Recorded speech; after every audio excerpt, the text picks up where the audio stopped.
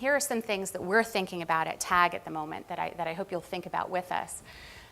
Defining brand safety, right? I think it's really important that we get our arms around and really define, not just as an industry, but as individual companies, what brand safety is going to mean for each of us. And again, it will be different depending on where you are and what your priorities are and how your business runs, and that's okay. What TAG is trying to do is help make sure that you're considering the full scope as you then define. So we are preparing to release a series of white papers over the next few months defining brand safety based on what this industry is talking about and thinking about, and also on the challenges of brand safety and what the best practices are for fighting those challenges, for resolving those issues. We're also starting to see the rise of the brand safety officer, which we think is very exciting, not just because we need more people in our C-suite, but because we need to make sure that there's somebody who's having this kind of filter for what brand safety is and looking out and making sure that it's reflected. I remember my background originally is in privacy and data security, and I remember the rise of the chief privacy officer and what a game changer that was in terms of making sure that a company was complying in all different situations, and the amount of sort of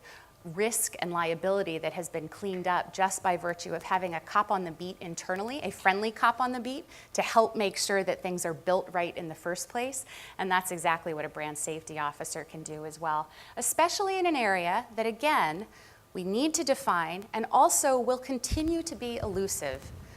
in some ways as long as all of us are around. And the reason is, the challenges are going to keep evolving, right? So having that person focused in the company on making sure that brand safety as it's defined today is being taken care of, but also looking down the field at what else is coming is going to be really important. It's not enough, though, to have one person in your company whose day job this is. I have been a person like that in a company, and without the team and the buy-in at all levels in all business units, that's just a nice chair to sit in by yourself.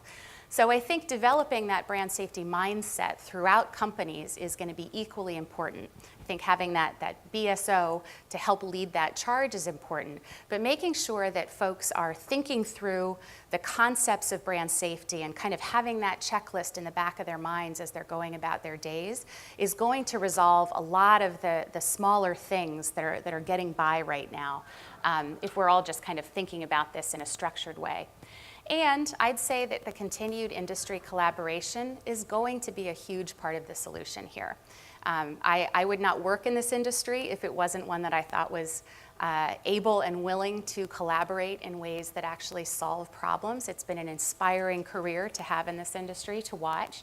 And so I highly expect and believe that it's possible for us to solve whatever comes down the pike if we continue to have great trade associations like the IAB and the 4As and the ANA taking the lead and creating groups like TAG and the DAA and the CBA, but also just generally having us come together in the transactions of our clients and partners and thinking about these issues together.